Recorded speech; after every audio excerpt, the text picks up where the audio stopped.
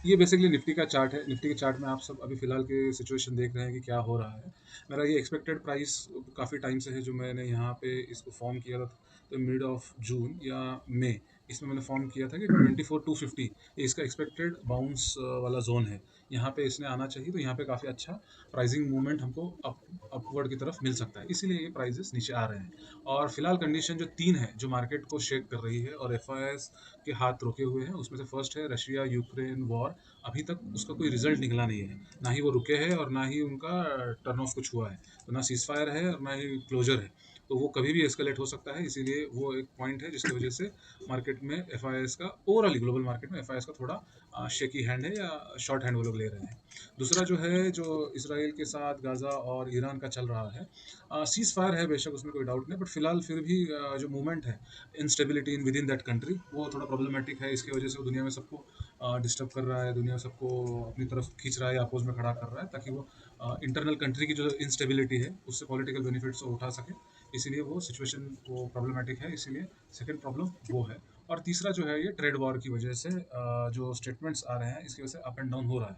Eventually हमको trade war में जो यूएस कहता है उसको हमें एग्री करना होगा, क्योंकि हम लोग बहुत ज़्यादा लेवल पे उन पे डिपेंड है, हमारे जो डील्स है उनके ऊपर काफ़ी डिपेंड है। देयर आर रीजंस कि हमारा नेपाल और जो आजू बाजू जो हमारे कंट्रीज़ हम पे साफ साफ अपोज उठा रहे हैं या हमारा खिलाफ स्टेटमेंट दे रहे हैं, उसकी वजह भी वही है। इसलिए हमको ट्रेड वॉर में जो भी जो टैरिफ में जो भी होने वाला है, हमको उसको बहुत लेवल पे एग्री करना होगा। हमारे पास कोई और ऑप्शन नहीं है। और तो मीडिया में दिखाया जाएगा कि हमने ये किया वो किया, बट हमारे पास कोई अल्टरनेटिव नहीं है।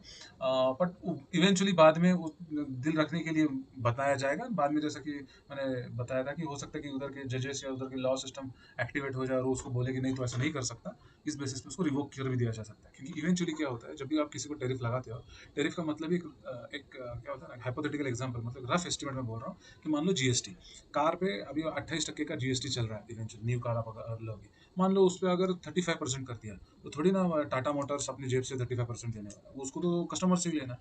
तो कस्टमर से लेना है तो प्राइजेस बढ़ेंगे तो कस्टमर्स का जो बाइंग पावर है ऑटोमेटिक श्रिंक होगा, मार्केट में मनी रोलिंग नहीं होगा, तो इकोनॉमी को इम्पैक्ट आएगा। इवेंचुअली कंट्री को बचाने के चक्कर में वो इकोनॉमी को इम्पैक्ट नहीं गिरा सकता, इसीलिए वो जो भी बयान चल रहा है उसका इवेंचुअली उसको वापस लेकर कंट्री के बेनिफिट में उसको प्रोसेस करना ही होगा। क्योंकि जब भी कोई कंट्री आउटसोर्स करती है, बिजनेस हो, रिसोर्सेस हो, तो उसका मेन पर्पज होता है कॉस्ट कटिंग।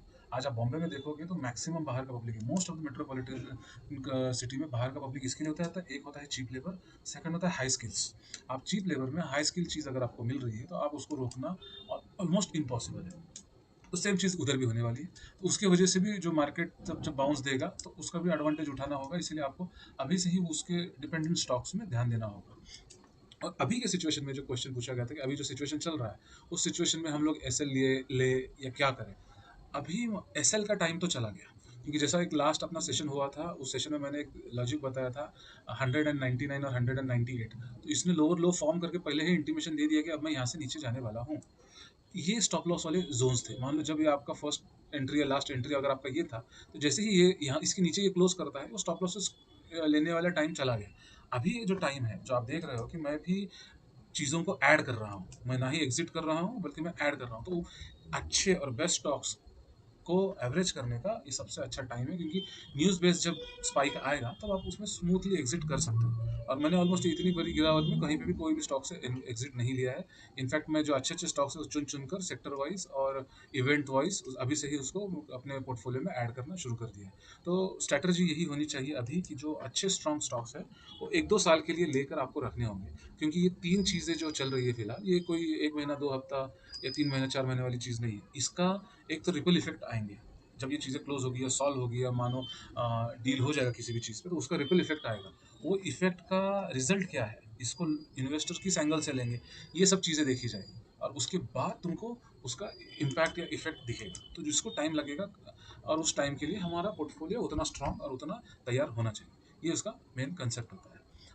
ये उसका मेन चीज़ें होती है। और जैसा कि मैंने बताया कि अभी अपने ग्रुप में लीगल चीज़ों की वजह से हमको ग्रुप क्लीन करना पड़ेगा, और आज या कल में इंशाल्लाह वो ग्रुप साफ कर दिया, उसकी जो फोटोग्राफ डिस्कशन है वो क्लीन कर दिए जाएंगे, और नए नए आते जाएंगे, उसको भी हम लोग ऑटो डिलीट मोड पर रखेंगे। तो जो भी आपको डिस्कशन करना है, डाउट्स है, वो फील फ्री उसमें पूछिए, और जैसे भी जितना मार्केट गिरेगा, इंस्टेबिलिटी आएंगी, अपने वेबिनार्स होते ही रहेंगे। तो आपके जो भी डाउट्स है बेझिझक आप तैयार रखिए और पूछिए। हम इंशाल्लाह पूरी कोशिश करेंगे कि पूरी तरह से आपको सपोर्ट करके, गाइड करके, हमारे को जो पता है वो हम आपको बता सकते हैं। कि आज का जो मार्केट गिरा उसमें काफ़ी अच्छे-अच्छे स्टॉक्स बड़े-बड़े परसेंटेज पे गिरे हुए हैं। इसका मतलब आज मैंने एफआई और डीआई का डेटा देखा नहीं है, बट आज का वो डेटा मतलब देखने का भी ज़रूरत नहीं, क्योंकि बता ही रहा है कि एफआई का आज भारी सेलिंग हुआ है। तो इस सेलिंग में जो इम्पैक्ट वाला हमारा इकोनॉमी पे आता है वो होता है ऑयल। ऑयल अभी तक स्टेबल नहीं है। अगर हम ईरान से और रशिया से ऑयल लेते हैं तो हमको बेनिफिट होता है, ये हमारा सबसे बड़ा एडवांटेज है। और हमारा यूके के साथ, ब्रिटेन के साथ जो हमारा डील हुआ है, उससे भी हमारे ऊपर एक प्रेशर आया जाएगा कि हम लोग यूरोप या यूएस से ही ऑयल खरीदना या उनसे इक्विपमेंट खरीदना ज़्यादा हम प्रीफर करें। ये भी उनका एक सपोर्टिव प्रेशर रहता है। तो उसके ऊपर हमारा क्या स्ट्रैटेजी रहेगा, उस पर ही हमारा मार्केट का रिएक्शन डिपेंड करेगा। हमारा मार्केट 40% हमारी इंडस्ट्री जो है वो क्रूड ऑयल पे डिपेंड है। तो इसकी वजह से उसका हम पर काफ़ी इम्पैक्ट होता है और उसका रिजल्ट पे ही हमारे सिचुएशनल चेंजेस आएंगे। एक अच्छी बात ये है, मतलब ये समझदारों के लिए इशारा है, इसको निगेटिवली लेने का ज़रूरत नहीं। हमारा जो फाइनेंशियल सेक्टर है, ये जब भी आपका स्ट्रांग रहता है, ये एक आपका बैकबोन दिखाता है कि इसका मतलब फाइनेंशियल्स में प्रॉब्लम नहीं है, तो कंपनी आज जो न्यूज़ बेस गिर रहे हैं या जो फोरकास्टिंग पे, टैक्सेशन पे जो गिरने का डर है, वो डर आज नहीं कल चला जाएगा, क्योंकि हमारा फाइनेंशियल स्ट्रांग खड़ा है। और जब भी आपका फाइनेंशियल स्ट्रांग खड़ा होता है तो ये आपके फेवर में होता है। इसीलिए जो बैंक निफ्टी है या जो फाइनेंस जो इंडेक्स है, इसको हमेशा आप आपके एक वॉच लिस्ट में रखा करो। उससे आपको आइडिया आता है कि कौन सी चीज़ कहाँ मूव हो रही है। मान लो अगर मार्केट के साथ ये भी गिरना शुरू हो गया, इसका मतलब इधर इंस्टेबिलिटी है और इसकी वजह से प्रॉब्लम आ सकता है। जैसा आईसीआईसीआई का न्यूज़ आया था 2 दिन पहले कि कल्प्रिट पाया गया, तो उसके ऊपर भी आईसीआईसीआई ने कुछ इतना स्ट्रांग निगेटिव रिएक्ट नहीं किया। ये एक मार्केट मैच्योरिटी को आप इससे काउंट कर सकते हो, और इतना रोबस्ट हमारा strong banking system as of now तो दिख रहा है अकॉर्डिंग टू द चार्ट्स। अंदर क्या है, न्यूज़ बेस क्या होगा, वो आइडिया नहीं है, बट चार्ट के ऊपर तो वो स्ट्रांग दिख रहा है। और निगेटिव न्यूज़ के ऊपर भी उसने इतना रिएक्ट नहीं किया। ये उसका एक मैच्योरिटी हम बता सकते हैं। तो ये चीज़ देखने जैसी है। और जैसा मैंने इससे पहले कई बार कहा है कि कुछ इंडेक्सेस का रिवर्स इम्पैक्ट गिरता है। जब बैंकिंग अच्छा चलता है तो हमेशा आईटी गिरता है।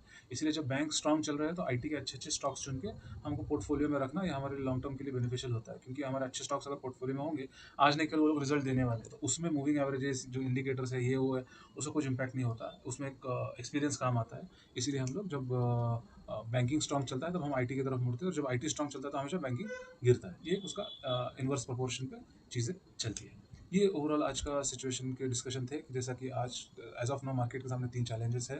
उस 3 चैलेंजेस को देखते हुए हमको मार्केट में क्या करना है। और ये गिरावट जो थी, ये एक एक्सपेक्टेड एक 24 250 तक का एक एक्सपेक्टेड फॉल है। इससे ज़्यादा का एक्सपेक्टेशन नहीं है। कितना भी नेगेटिव या कुछ भी शेकआउट आएगा तभी हमारा मार्केट ओवरऑल स्ट्रांग है। अनलेस एंड अनटिल क्रूड के ऊपर से कुछ नहीं टूटता फटता, तो वो हमको वो बेनिफिट है। तो जब 224 250 तक का जब तक हम उसके ऊपर क्लोज कर रहे हैं, डरने का या ऐसा पोर्टफोलियो खाली करने का कोई ज़रूरत नहीं है। अभी पोर्टफोलियो बिल्ड करने का भी एक अच्छा टाइम है। तो उसमें भी आप बेस्ट स्टॉक्स चुनो, स्मॉल स्केल स्मॉल इंडस्ट्री से हमेशा बच के रहो। बेस्ट स्टॉक्स क्या होते हैं वो अपना लिस्ट ग्रुप में दिया हुआ है, नहीं है तो आप मांग लीजिए, आपको मिल जाएगा। मोस्टली जो मार्केट कैप 25,000 करोड़ के नीचे के होते हैं, उस स्टॉक्स को थोड़ा अवॉइड करना ही बेनिफिशियल होता है। ऑफकोर्स आपको दूसरे ग्रुप्स में यूट्यूब चैनल से बताया जाएगा कि कल का जो बड़ा स्टॉक होने वाला है, आज पेनी स्टॉक होता है, वही कल जाके बड़ा होता है। ये जार्गन्स है। ऐसा नहीं होता। मोस्ट मोर 90% और 95% जो पेनी स्टॉक्स होते हैं वो जिंदगी भर पेनी ही रहते हैं।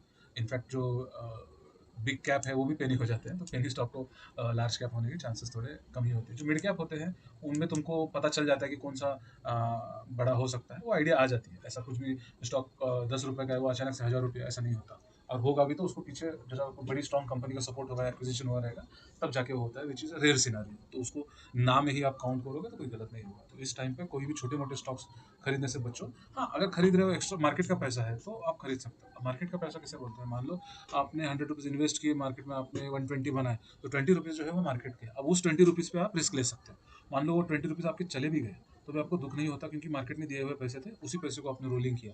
तो उन स्टॉक को आप पेनी स्टॉक या माइनर स्टॉक, छोटे मोटे स्टॉक्स में इन्वेस्ट कर सकते हो फॉर टेकिंग रिस्क।